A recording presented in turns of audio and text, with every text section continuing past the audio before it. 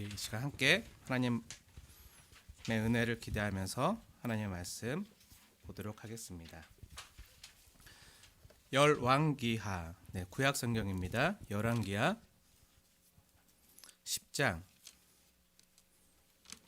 열왕기하 10장 15절에서 17절까지 말씀입니다.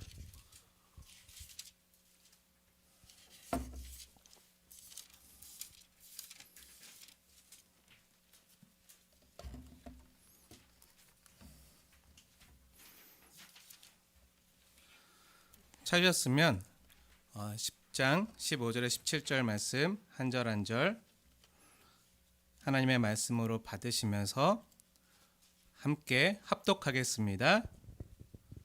시작. 예후가 거기에서 떠나가다가 자기를 맞이하러 오는 레갑의 아들 여호나답을 만난지라. 그의 안부를 묻고 그에게 이르되 내 마음이 내 마음을 향하여 진실함과 같이 내 마음도 진실하냐 하니 여호나답이 대답하되 그러하니이다. 이르되 그러면 나와 손을 잡자. 손을 잡으니 예후가 끌어 병거에 올리며 이르되 나와 함께 가서 여호와를 위한 나의 열심을 보라 하고 이에 자기 병거에 태우고 사마리아에 이르러 거기에 남아있는 바악에 속한 자들을 죽여 진멸하였으니 여호와께서 엘리야에게 이르신 말씀과 같이 되었더라. 아멘. 내 마음이 진실하냐라는 말씀의 제목으로 함께 은혜를 나누겠습니다. 오늘 우리가 하나님이 주시는 생명의 양식으로 함께 먹고 또 소화시키고 살아낼 말씀은 열왕기하 10장의 말씀입니다. 다음 주일부터는 예고해드린 대로 요한계시록 말씀을 또 함께 강해해 나갈 텐데요. 그 전에 자유롭게 오늘은 구약의 별미를 함께 맛보는 시간이에요. 지난주 말씀과도 조금 연관이 있는 말씀이기도 합니다. 오늘 말씀의 등장인물 누구죠? 들어보셨는지 모르겠지만 예후와 레갑의 아들 여호나답입니다. 15절 말씀 함께 읽겠습니다. 시작. 거기에서 떠나가다가 자기를 맞이하러 오는 레갑의 아들 여호나답을 만난지라. 아멘. 여기까지 볼게요. 두 명이 나오죠. 예후랑 레갑의 아들 여호나답. 그럼 한 명 한 명 자세히 살펴보겠습니다. 혹시 예후에 대해서 들어보셨습니까? 예후는요, 엘리사가 기름 부어 세운 북이스라엘의 왕이에요. 여호와의 말씀으로 엘리사가 그 사환 제자를 보내서 기름을 부어 세운 왕 중에 한 명인데요. 어떻게 보면 하나님께서 북이스라엘의 제약이 극에 달했을 때 아합과 이세벨 정권 시대에 들어 쓰셨던 영웅과도 같은 인물입니다. 우상을 타파한 그런 인물이에요. 그 하나님께서 엘리사에게 이렇게 말씀하셨습니다. 여호와의 말씀이 임해서 그 엘리사가 제자 한 명을 불러서 너는 예후에게 찾아가서 여호사밧의 아들 예후를 찾아가서 여호와의 말씀대로 예후에게 기름을 부어 이스라엘 왕으로 삼으라. 그리고 그 예후에게는요 이스라엘을 정결하게 할 것을 명령하셨습니다. 그 바알 우상 숭배로부터 이스라엘을 회복할 것을 정결하고 깨끗하게 할 것을 명령하셨어요. 당시 북이스라엘은요 아합 왕과 이세벨이 이스라엘 사람들로 하여금 하나님께로부터 떠나서 바알과 아세라 우상을 섬기게 해서 온 나라가 부패와 불의로 가득했어요. 그 왕과 이세벨마저 나봇의 포도원을 빼앗아갈 만큼 가진 자들이 더 많은 기득권으로 약하고 소외된 자들을 피 흘리게 하고 그들의 것을 착취하는, 단순히 우상 숭배 차원이 아니라 온 사회 정의가 무너져 있었다. 그런 부패와 불의가 가득했던 그 나라를 회복시키기 위해서 하나님께서 사용하신 인물이 예후입니다. 아합 왕 이후에도요 아합 왕의 아들들이요 왕이 되잖아요. 그 아빠를 이어서 왕이 되는데 그 엄마였던 데비였던 그 왕비 이세벨의 영향으로 이스라엘의 제약은 나날이 갈수록 더해져 갔어요. 더하면 더했지 아빠보다 더한 자식들이 계속 나오는 거예요. 그때 하나님의 명령을 받아서 이스라엘 나라로부터 바알 우상을 제거하기 위해서 용감하게 들고 일어나 쿠데타를 감행한 입지전적인 인물이 바로 예후입니다. 예후는 군인이었어요. 장군이었는데요. 마치 박정희나 전두환 장군이 군사 정변을 일으켜서 쿠데타를 일으켜서 정권을 탈취한 것처럼 그 당시에 군사들을 일으켜서 정권을 탈취하고 왕이 되고자 했던 인물이기도 해요. 그런데 어떤 군사혁명이나 쿠데타가 다 마찬가지지만 가장 중요한 것은 쿠데타가 성공한 뒤에 가장 중요한 것은요, 그 정권의 정당성을 백성들로부터 인정받는 거예요. 사람들이 그를 왕으로 인정하고 따라줘야지 진짜 왕이 되고 대통령이 되는 거지. 지금 그 미얀마에서 일어난 그 군사 쿠데타처럼 시민들의 인정을 받지 못하고 늘 나와서 시위하고 항의하면 제대로 된 정권으로 세워지기가 어려운 거죠. 그래서 당시 예후가 쿠데타를 일으켰기 때문에 당시 이스라엘 백성들이 자신의 정권을 인정해 주느냐, 이것이 가장 중요한 문제였거든요. 그런데 이러한 정당성, 그 정권에 대한 정당성을 인정받는 방법 중에 가장 좋은 것이 있다면 그 나라에서 이미 모두가 존경하고 인정하는 덕망 있고 명망 있는 사람으로부터 인정받는 거예요. 예후는요, 누가 자기를 인정해 줄 것인가, 그리고 누구와 손을 잡을 것인가 걱정하면서 북이스라엘의 수도인 사마리아로 병거를 타고 진격하고 있었어요. 오늘날로 얘기하자면 탱크 타고 그 수도로 진격하고 있는 거죠. 그러던 중에 한 사람을 만나게 되는데요. 그 사람의 이름이 오늘 우리가 함께 읽었던 여호나답입니다. 사랑하는 여러분, 여호나답이 누구죠? 레갑의 아들 여호나답이라고 소개되어 있는데 어떤 사람이죠? 여호나답은요, 당시 그 이스라엘, 북이스라엘에서 가장 명망 있고 덕망이 높았던 사람이었어요. 아합 왕이 바알 숭배를 하면서 이스라엘을 도탄에 빠뜨렸을 때 불의에 저항하면서 기도하던 신실한 믿음의 사람이었습니다. 그래서 하나님께서 엘리야에게 말씀하시기를, 이 전에 어떤 내용이 나냐면 엘리야가 하늘로 병거 타고 승천하고 엘리사가 엘리야로부터 그 기름 부음을 받고 선지자가 돼서 이제 또 그 엘리사가 또 예후를 기름 부어서 세운 거예요. 이런 내용이 쭉 나와요. 그때 하나님께서 엘리야에게, 로댓나무 가운데 앉았던 엘리야에게 이렇게 말씀하세요. 숨겨놓은 7,000명이 있다. 아직 이 북이스라엘에는 내가 남겨놓은 그루터기 같은 숨겨놓은 7,000명이 있다. 남은 자들이 있다라고 하셨는데 그 중에 들어가는 한 사람, 신실한 사람이 바로 여호나답입니다. 이스라엘의 회복을 위해서 기도하던 여호나답이요, 이 예후 장군의 소식을 들었어요.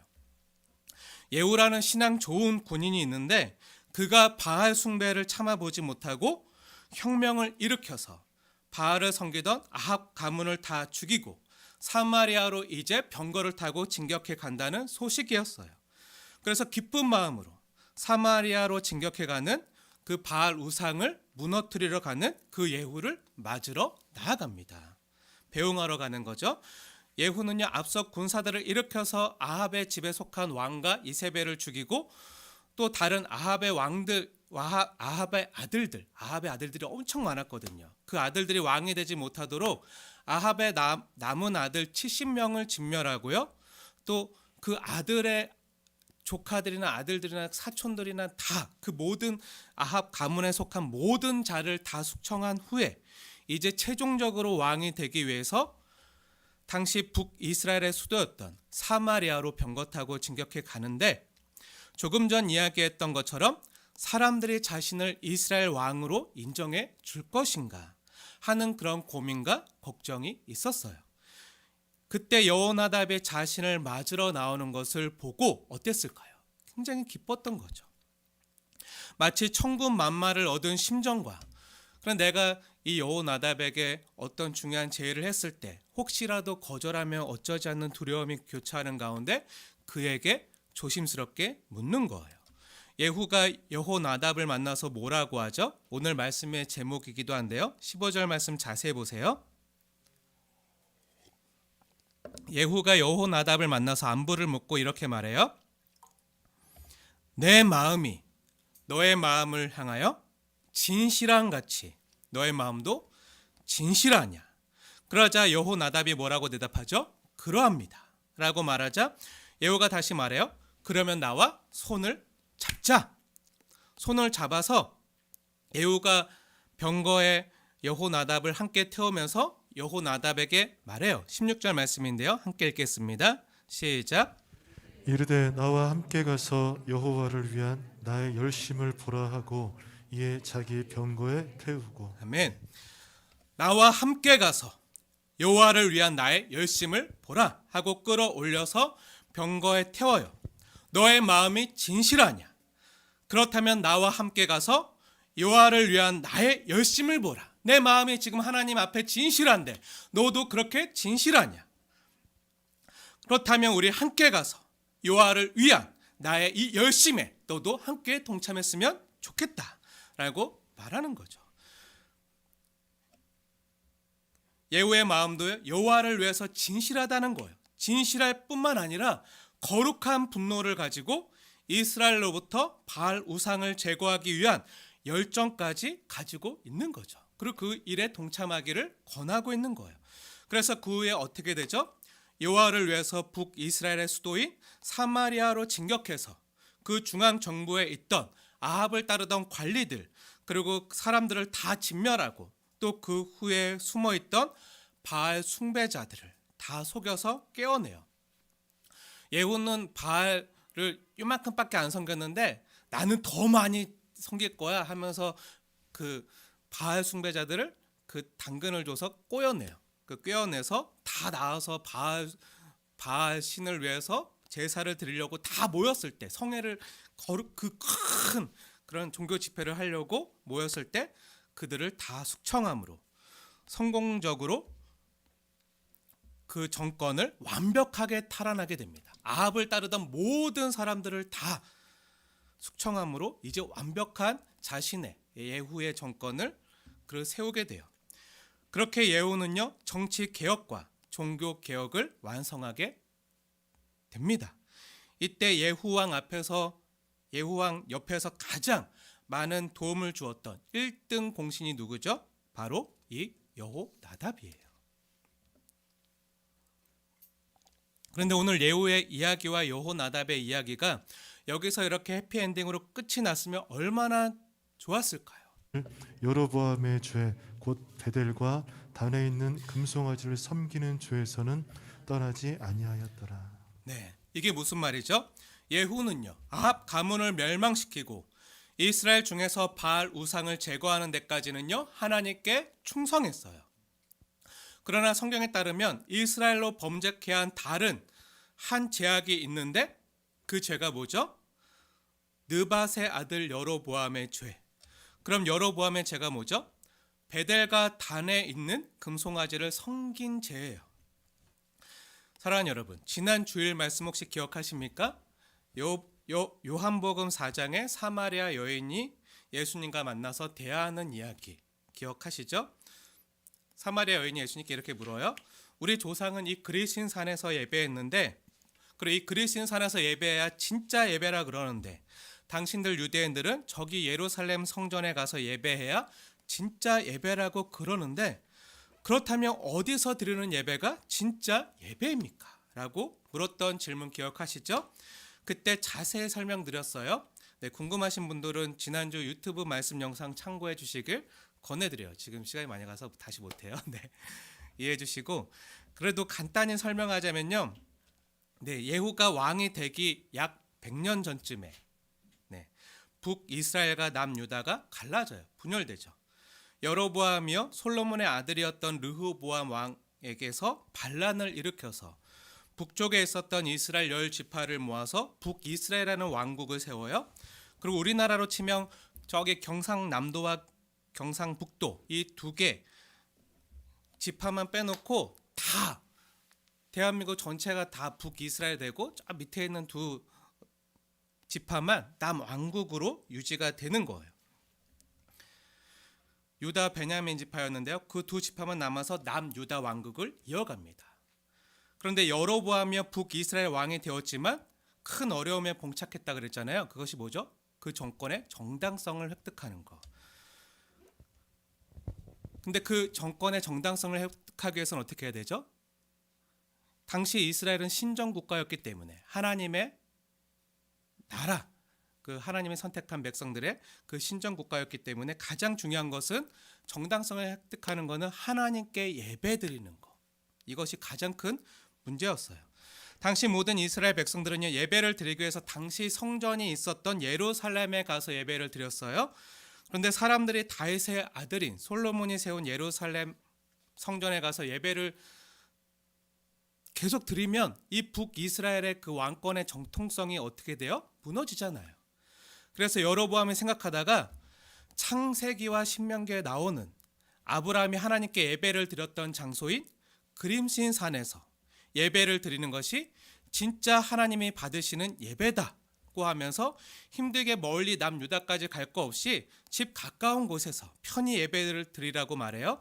그래서 그 그림신 산이 있던 베델과 단에서 하나님을 예배하는 상징으로 금송아지를 세워놓고 그 금송아지를 여호와라고 부르면서 제사를 드리도록 온 나라에 명령을 했어요.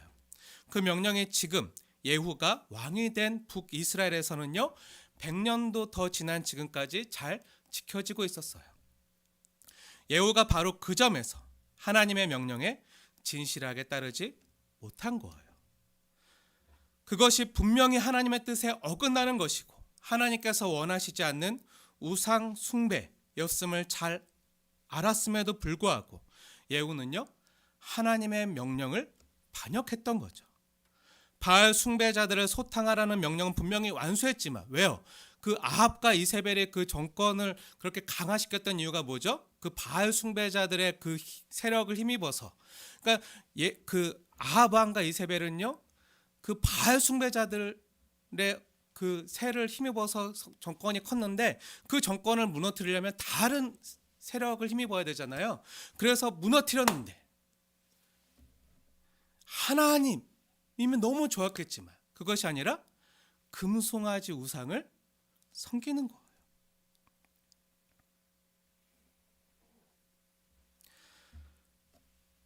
그 바알 우상 숭배자들을 죽이고 정권을 잡았지만 그 다음 또 다른 우상 숭배의 죄로 하나님의 마음을 아프게 한 거죠. 베델과 단에 있는 금송아지를 그대로 남겨두고 그 금송아지의 형상을 하나님이라고 부르게 하면서 예배하라고 하는 끔찍한 우상 숭배를 명령합니다. 무슨 이야기죠?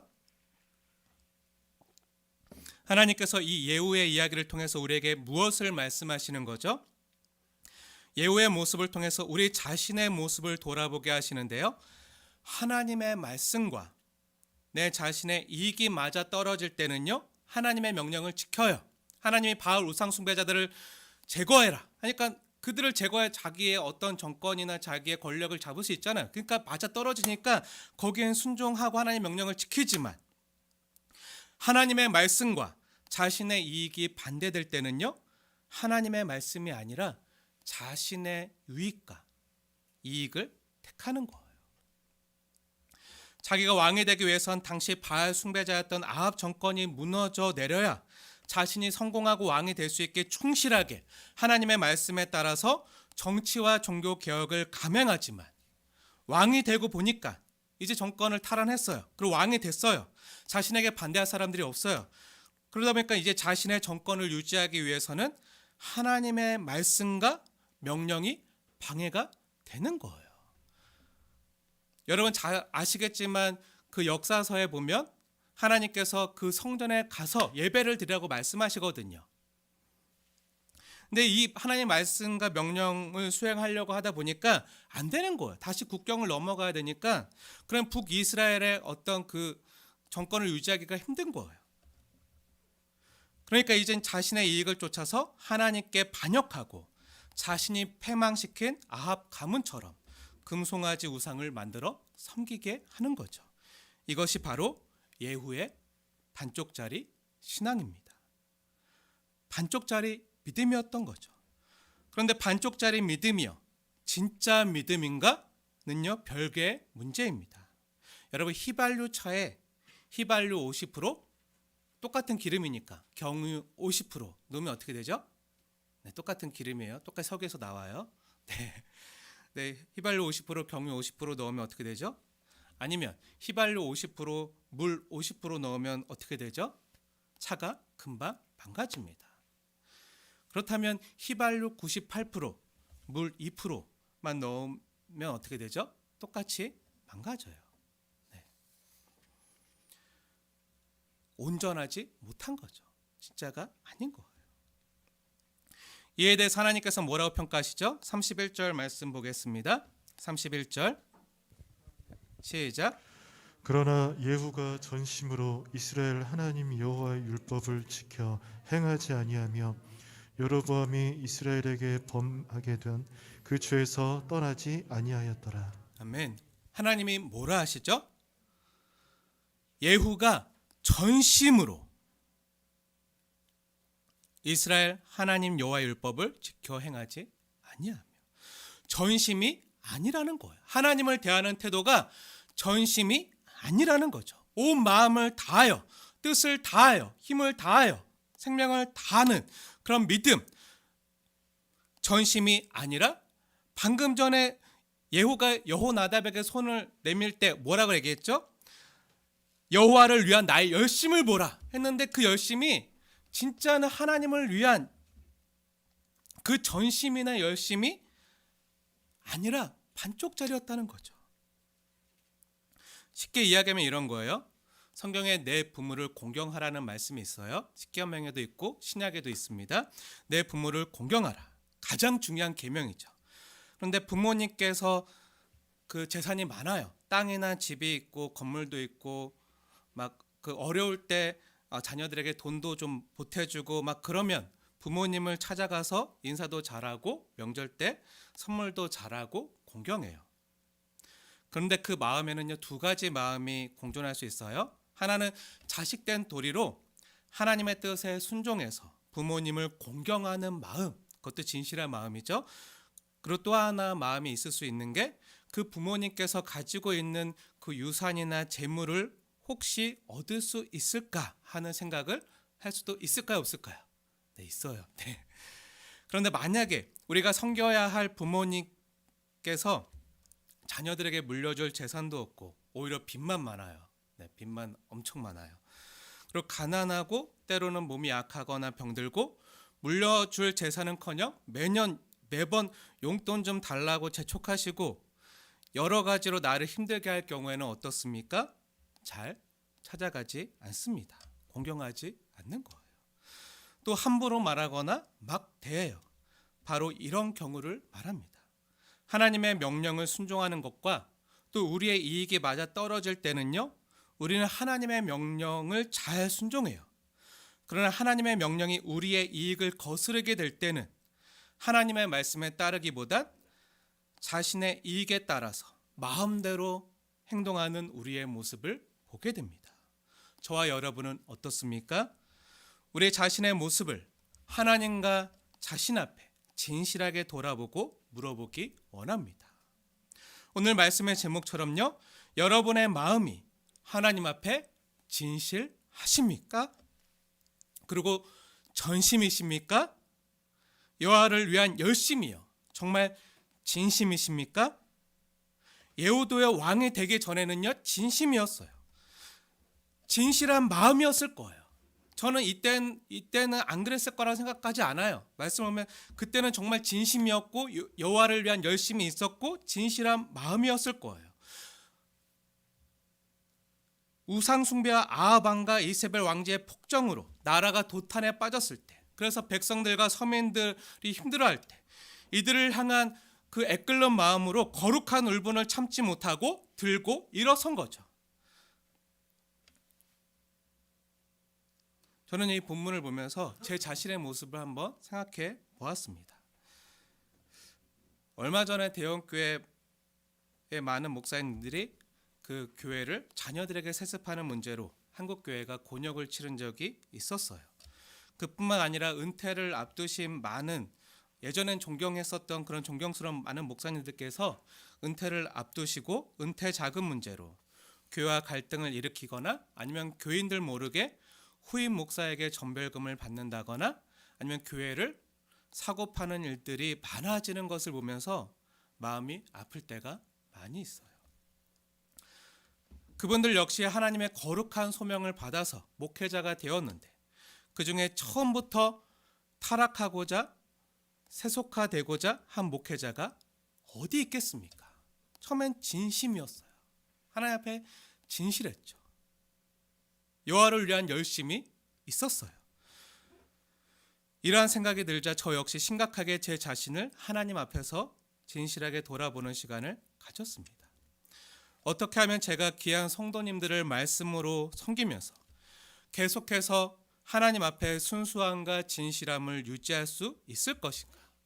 아무런 이해관계도 없이 돈이나 명예를 보지 아니하고 정말 깨끗한 마음으로 하나님 앞에 가까이 가면 갈수록 세상 경험을 하면 할수록 더 진실하고 더 겸손하고 더 순전한 마음을 유지해 갈 수 있을 것인가? 그게 저의 가장 큰 고민이에요.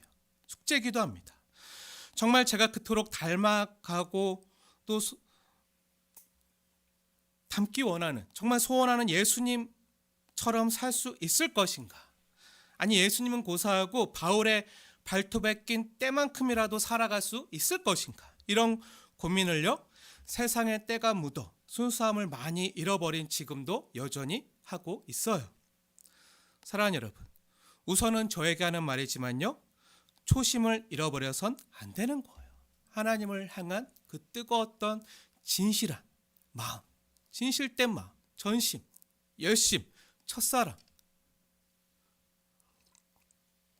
저 역시도 마찬가지입니다.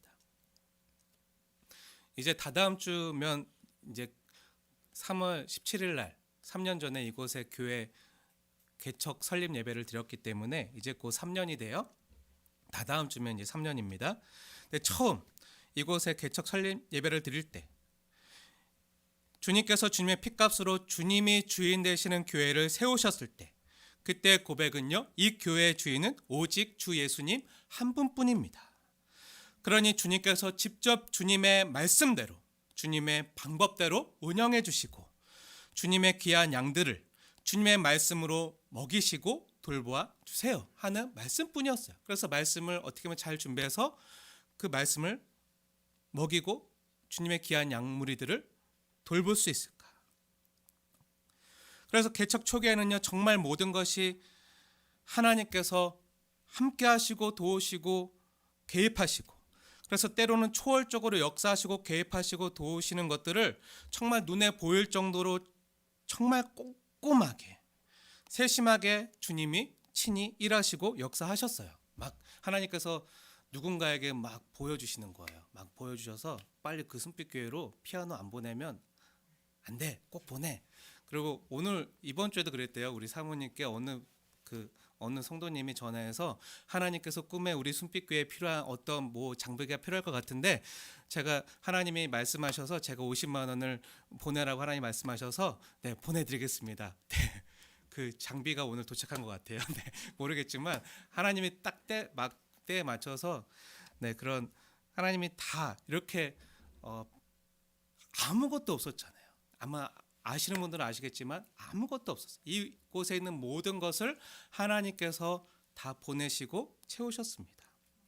정말 하나하나 이야기하고 간증하면 끝이 없을 정도로 정말 주님이 주인 되시는 교회는 주님이 채워가시고 주님이 운영하시고 주님께서 직접 이끌어 가시는구나 하고 매일매일 깨달으면서요, 나는 정말 주님의 말씀대로 오직 성경대로 목회하도록 말씀 연구에 더 최선을 다해야겠다, 이런 마음밖에 없었어요. 처음엔 사모랑 저밖에 없었어요. 네, 둘밖에 없어서 하다가 이제 어머님과 누님을 전도하고 한 분 한 분 주님이 보내주시는 사람들로 채워져서 이제는 교회 운영이 힘들지 않을 정도로 하나님께서 은혜로 채워주셨어요. 모두 하나님이 하신 것이죠. 모든 것이 은혜입니다. 앞으로도 우리 하나님 나라와 우리의 성도들과 다음 세대를 위해서 매주마다 새로운 영혼들이 주님께로 돌아오고 예배당도 다음 세대를 교육하기 좋은 환경과 또 코로나에도 방역 수칙을 지키면서 모두가 함께 안전하게 거리를 두면서도 예배드릴 수 있는 큰 공간으로 이전하고 싶고 그 일을 위해서 우리가 함께 기도하고 있잖아요. 그리고 하나님이 그 일을 허락하신다고 하더라도 저와 같은 말씀 사역자들은 무엇을 강조해야 될까요? 내가 하나님께 열심히 기도해서 열심히 목회해서 이렇게 해봤는데 이렇게 해서 하나님이 복 주셔서 이렇게 된 거야. 그러니 너도 나처럼 해봐. 네. 이런 건 없습니다. 네. 모두 은혜로 된 것이죠. 하나님이 하신 것입니다. 제가 한 건 아무것도 없어요. 오히려 제가 너무 못해서 하나님이 불쌍히 긍휼히 여기셔서 채워주신 거죠. 자기를 드러내선 안 되는 거죠. 정말 속과 겉이 진실하게 하나님의 은혜로 하나님이 원인이 되셔서 하나님께서 이 모든 일들을 하셨습니다. 저는 다만 도구로 쓰임받아서 감격하고 감사할 뿐입니다. 이렇게 고백해야 되지 않을까요? 그런데 초심을 잃어버리면 어떻게 될까요? 저도 궁금해요. 지금은 이렇다 하더라도 근데 제가 처음 개척할 당시보다는 진짜 때 묻었구나. 초심을 많이 잃어버렸구나. 느껴요. 우리 사모님께서 옆에서 책찍질 하세요. 네, 너무 잘 알아요. 근데 초심을 잃어버리면 어떻게 될까요? 저도 궁금해요. 지금 3년 차지만 앞으로 10년 차, 20년 차, 30년 은퇴될 때쯤에 어떻게 될 것인가? 저도 궁금해요. 사례도 좀 오르고 성도들의 숫자도 많아지고 앞으로 교회 건물도 더 큰 곳으로 이전하거나 건물 사이즈도 커지고 재정도 많아져서 노회나 총회 가서도 영향력 있게 재정을 쓸 수 있고 그렇게 섬길 수 있게 되고 또 주변으로부터 많은 그 목사님들이나 성도님들로부터 목사님 정말 은혜로워요. 목사님의 말씀 참으로 은혜롭고 좋아요. 이런 소리를 많이 들으면 어떻게 되죠? 아직 그럴 일이 없어서 감사한데 네, 가끔은 해주셔도 좋아요. 힘을 얻게. 네, 아직은 겸손해질 수밖에 없는 상황이지만 근데 정말 잘하시는 분들 많거든요. 그러면 성도님들이 절로 그 예배 끝나면 맞춰지면 큰 은혜 받았습니다. 정말 말씀이 좋아요. 하는 그런 소리들을 그 응원차 격려차 많이 하세요. 그런 소리를 많이 들으면 어떻게 되죠? 내가 만약 그런 소리를 듣는다면 나는 어떻게 될까? 하늘을 나는 기분이겠지만 그런 소리를 계속 듣게 되면 내가 잘하나 보다. 초심을 잃어버리고 내가 이렇게 하니까 내가 이런 목회 철학을 가지고 열심히 하니까 이렇게 눈에 띄는 교회 성장을 이루었다 하고 모든 것이 하나님의 은혜임에도 뭔가 내가 잘나서 나에게 특출난 것이 있어서 마치 나의 목회 철학이 남에게 내세울 수 있는 뭔가 특별한 거라서 내가 원인이 되어서 목회가 잘 되어졌다라고 말하는 것은요, 그거는요 망하는 길이죠. 그것은 초심도 잃어버릴 뿐만 아니라 정말 하나님 앞에서 큰 불경이고 그때부터는 정말 내리막으로 가는 거예요. 하나님의 이름과 하나님의 은혜만 드러나야지 사람이 드러나선 안 되는 거죠. 앞으로 성도님들과 교회에 더 좋은 일들이 많아지길 기도하고 간절히 원하고 있지만요. 앞으로 얼마나 더 좋아지든지 주변으로부터 칭찬과 인정을 받던지 상관없이 늘 겸손하고 초심을 가지고 주님만 신뢰하고 주님의 방법대로 목회할 수 있도록 기도해 주시기를 진심으로 부탁을 드리겠습니다. 그래야 저도 살고요. 여러분의 영혼도 살고요. 교회가 사는 거예요. 사랑하는 여러분, 여러분들은 어떠십니까? 처음 예수님을 인격적으로 만났을 때 그때 가졌던 깨끗하고 순수했던 예수님에 대한 사랑과 그 소명 앞에, 부르심 앞에 지금도 그때 하나님 앞에서 기도하고 다짐했던 그 열심을, 그 진실을 간직하고 계십니까? 이 질문에 정말 자신 있게 아멘이라고 말할 수 있는 분이 계시다면요, 그분은 정말 행복한 사람입니다.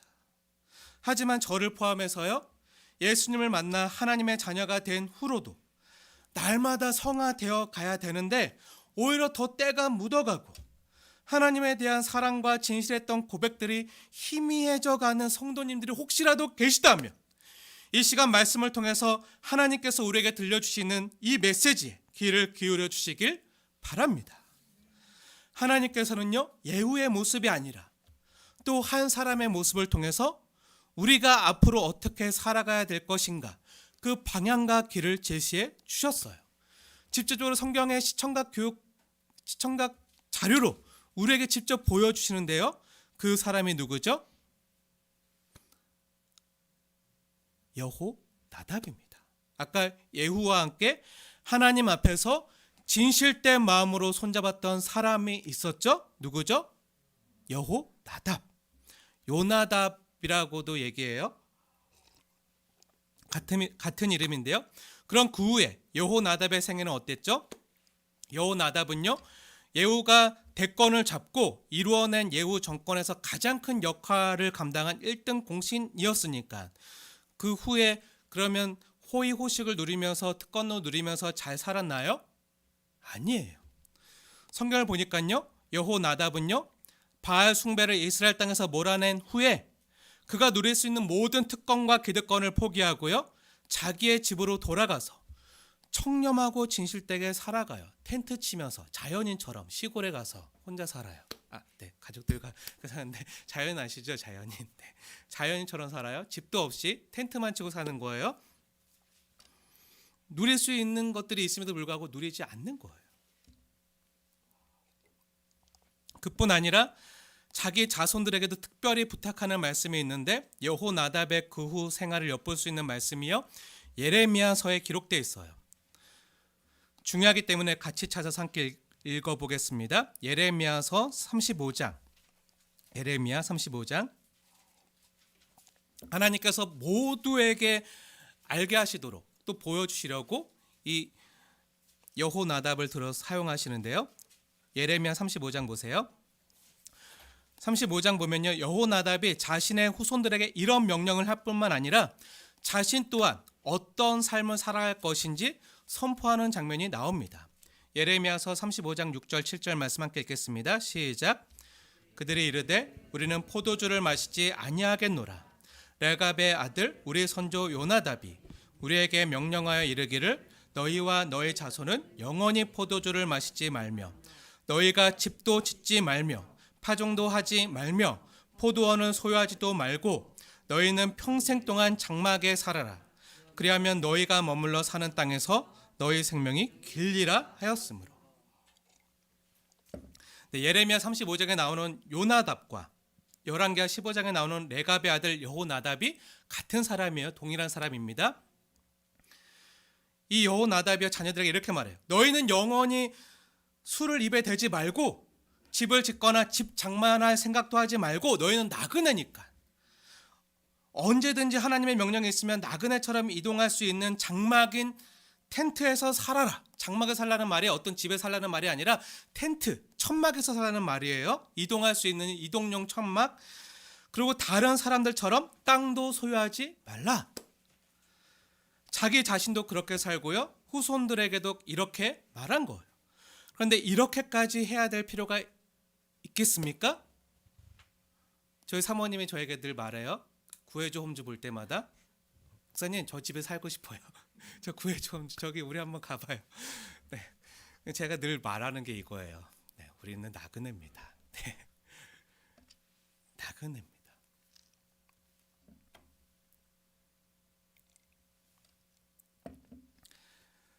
근데 이렇게까지 해야 될 필요가 있을까요? 그럼 우리 사모님은 평생 새들어 살아야 되나요? 집 없이 살아야 되나요? 네, 정말 죄송하지만 네, 그냥 그저 남들처럼 평범하게 살면 안 될까요? 평범하게 사는 거 괜찮잖아요. 그렇다고 뭐 탐심을 부리거나 욕심 부리는 것도 아니고 그냥 남들처럼 평범하게 살면 되는 것이지 이렇게까지 가난하고 구차하게 살아야 될 필요가 있을까요? 저희가 자연인을 자주 보는데요. 자연인들의 그 특징이요, 자기가 그 산에 가서 천막 쳐놓고 막 집을 막 자기가 뚝딱뚝딱 져가지고 항상 뭐라 그러죠? 우리 아내가 여기 와서 같이 살았으면 좋겠어요. 네, 항상 같은 레파토리. 네, 이거 제가 잘 꾸며놓으면 우리 아내가 와서 같이 살았으면 좋겠어요. 네, 자기만 거기서 그렇게 고생하면 살든지, 네, 같이 그 사랑하는 아내까지 그렇게 데리고 와서 고생시킬 필요가 있을까요? 네, 아내분도 어떠십니까? 네, 네.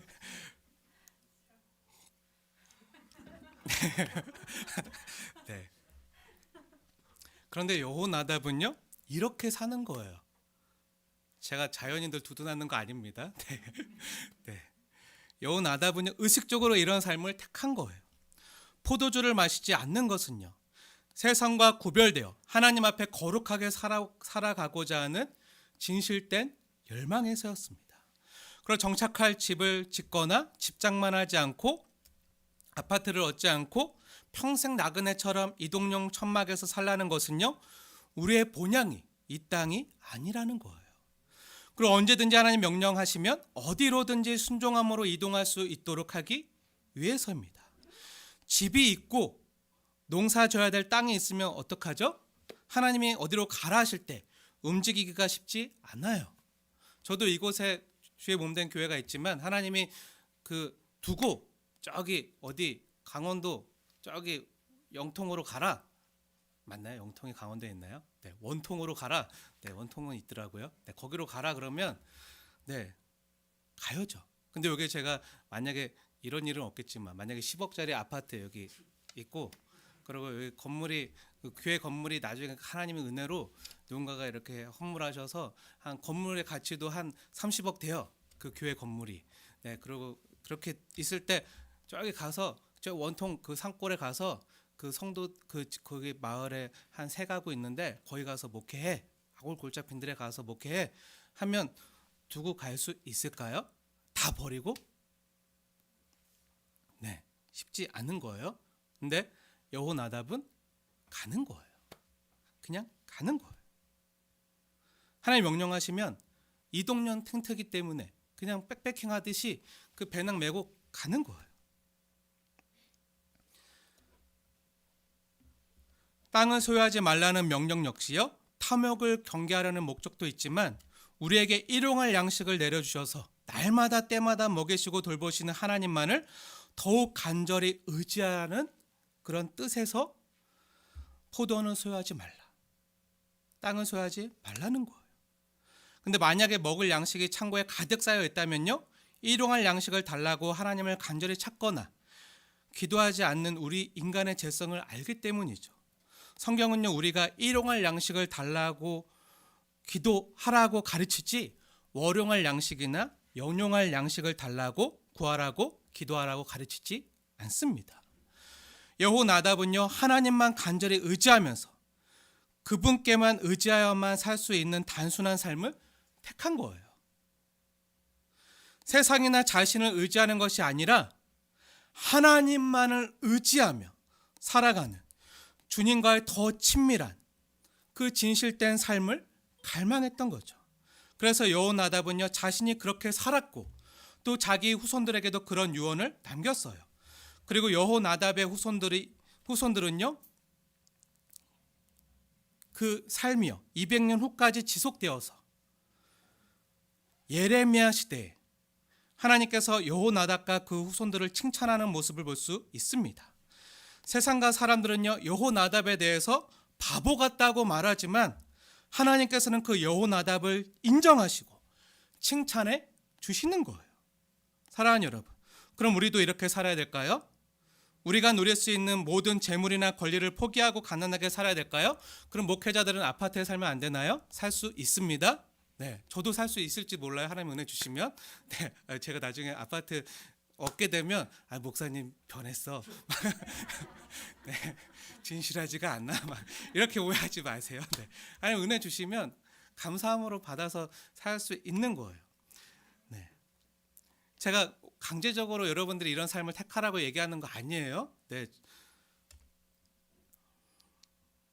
우리 스스로가 우리 가진 어떤 권리를 포기하고 힘들게 가난하게 살아야 될 필요는 없습니다. 집도 없이 늘 처자식 고생시키면서 늘 성도들 힘들게 하면서 힘들게 살아야 될 이유는 없는 거죠.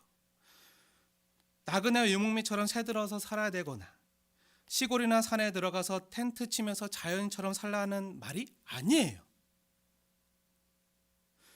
그리고 우리가 즐길 수 있는 여러 가지 기호식품이나 뭐 콜라나 커피나 이런 것들 다 끊고 뭐 여러분들은 포도주 안 하시니까 술은 안 하시니까 그럼 물만 마시고 살아야 될까요? 그런 것도 아니에요. 드실 수 있습니다.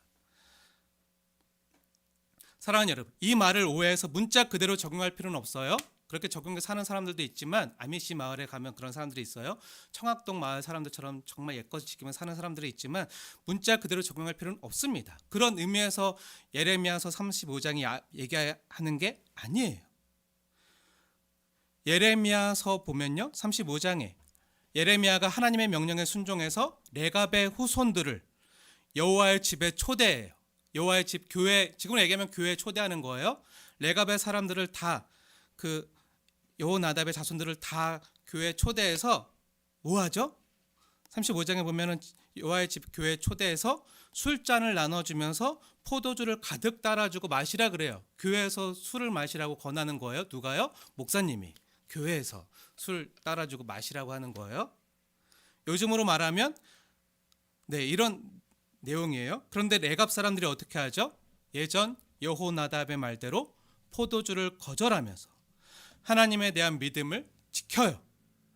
하나님께서 예레미야를 통해서 왜 이 일을 시킨 거죠? 하나님의 말씀을 반역하는 이스라엘 백성들을 위한 좋은 모델로 시청각 교육으로 이 여호나답의 후손인 레갑 사람들을 보여주는 거예요.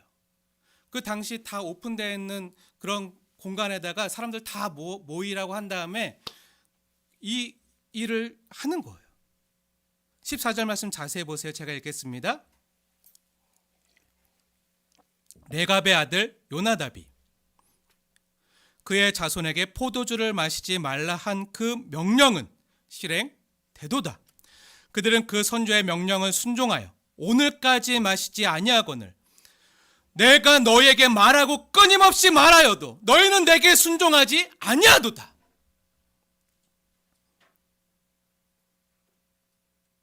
정말 못 알아들으니까, 하나님의 말씀을 안 들으니까 보여주는 거죠. 이렇게 사는 사람들이 있다. 하나님을 향해 진실한 마음으로, 순결한 마음으로 전심을 다하여 사는 사람들이 있다. 사랑하는 여러분, 하나님 말씀을 기억하십시오. 하나님 앞에 정말 진실한 믿음과 그렇지 못한 믿음을 대비해서 보여주는 장면이요. 극적으로 대비해서 보여주는 거죠. 눈에 보이도록. 여호나답과 그 후손들의 모습은요, 하나님 앞에서 우리가 순수하고 진실되게 살아가는 길을 제시해 주기 때문에 의미가 있습니다. 그게 뭐죠? 이 땅에서 부와 명예를 누리거나 사람들의 인정을 구하는 것보다 가장 본질적인 하나님과의 진실된 교제를 추구하는 거예요.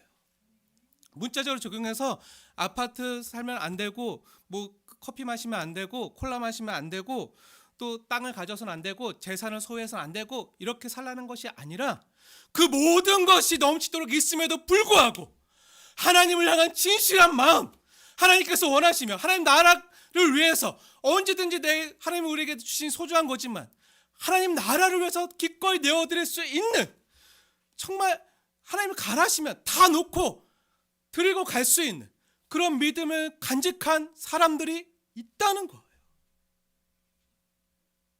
하나님과의 진실된 교제, 하나님과의 관계가 가장 중요하다는 것을 보여주는 거죠. 사랑하는 여러분, 저와 여러분 하나님 앞에 진실된 성도이십니까? 아니면 자신의 유익을 추구하고 욕심을 채워가면서 하나님께 영광을 돌리려고 하진 않습니까?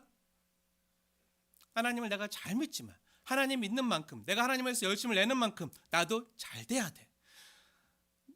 나와 내 자녀 손들이 잘 되고 성공하고 형통해야 돼.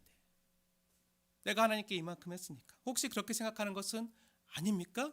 그때 하나님이 나를 힘들게 했을 때, 고난이 왔을 때, 아픔이 왔을 때, 그럼 내 방법대로 해도 되는 것인가요? 하나님 말씀대로 순종해도 안 됐기 때문에 그럼 이제 하나님 말씀 버리고 내 방법대로 내 뜻대로 해도 되는 것일까요? 자기 자신의 중심이 지금 하나님 앞에 진실되게 서 있는지, 그리고 전심인지 이 말씀을 통해서 돌아보기 원합니다. 나의 이익과 하나님의 뜻이 맞을 때만 순종하고 나의 이익과 하나님의 뜻이 반대될 때 하나님이 아닌 내 자신의 이익과 탐욕을 추구하는 것, 이런 우리의 연약한 모습이 있음을 고백합니다. 그렇기에 우리는요, 주님의 도우심이 필요한 사람들입니다. 정말 하나님의 도우심이 필요해요. 성령 하나님의 도우심이 필요한 사람들입니다. 로마서 8장 26절 말씀처럼 이와 같이 성령도 우리의 연약함을 도우십니다. 우리는 마땅히 기도할 바를 알지 못하지만 오직 성령이 말할 수 없는 탄식으로 우리를 위하여 친히 간구해 주십니다. 이것도 하나님이 하시는 거죠. 하나님께서는 오늘 이 시간에도 말할 수 없는 탄식으로 정말 하나님 앞에 진실된 기도를 드리는 성도를요, 아픈 마음으로 상한 심령으로 있는 모습 그대로 진실되게 하나님을 찾고 있는 성도와 예배자를 찾고 계십니다. 그리고 그를 통하여 일에 가시는 거죠. 사랑하는 여러분, 겉으로 볼 때 예후는요, 모두가 부러워하는 화려한 삶을 살았어요. 가장 최고 높은 정점까지 모든 권력과 부와 명예를 다 소유한 그에 반해서 여호나답은 어땠죠? 아무것도 가진 것이 없었어요.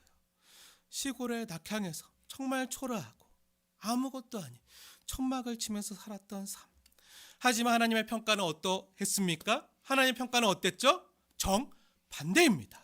제 말이 아니라 하나님의 말씀이고 평가입니다. 예레미야서 35장 19절 말씀 보세요. 예레미야 35장 19절 말씀, 마지막 절인데요, 저와 여러분에게 주시는 말씀으로 받으시면서 함께 합독하겠습니다. 시작. 그러므로 만군의 여호와 이스라엘 하나님께서 이와 같이 말씀하시니라. 레갑의 아들 요나답에게서 내 앞에 설 사람이 영원히 끊어지지 아니하리라 하시니라. 예후는 끊어졌어요. 하지만 이 요나답에게서 내 앞에 설 사람이 영원히 끊어지지 아니하리라. 하나님과 영원한 사랑의 관계, 교제를 누리는 이 가장 복된 삶, 이게 진짜 삶이죠. 이게 영생이죠. 가장 큰 은혜죠. 가장 큰 복이죠. 가진 건 없을지 몰라도 세상 사람들이 부러워하지 않고 저 사람 왜 이렇게 저렇게 후줄근하게 찌질하게 살아, 그런다 할지라도 정말 모든 것을 다 가진 사람처럼 아무것도 없어도 정말 부유한, 정말 하나님께 인정받고 하나님 앞에 살아가는, 저는요 정말 이것을 간절히 소원해요. 아무것도 없어도 제가 정말 하나님 앞에 내 앞에 설 사람을 찾으실 때 아빠 저요 하고 가서 안길 수 있는, 이거면 됐지. 성도의 영광이 여기 있지 어디에 있겠습니까? 사랑하는 여러분, 요나답은요 세상이 보기에 비참하고 초라한 인생을 살았고요, 남들 보기에는 우스운 삶을 살았지만요, 그가 하나님 모시기에 합당한 사람이었고 인정받는 사람이었고 칭찬 듣는 사람이었습니다. 그리고 하나님이 내 앞에 보고 싶은, 내 앞에 항상 세워두고 싶은 그 사람으로 이 요나답의 후손들, 레갑 사람들을 세우시는 거예요. 저와 여러분을 세우시길 원하시는 거예요. 하나님께서 그를 들어서 십조 시청각 교제로 보여주시면서 하나님의 백성들을 교훈하시고 사용하신 것을 저는 분명히 믿습니다. 오늘 이 시간에 저와 여러분 모두에게요, 여호나답과 같은 하나님 앞에 순전하고 진실된 삶이 지속되기를 주님의 이름으로 축원을 드립니다.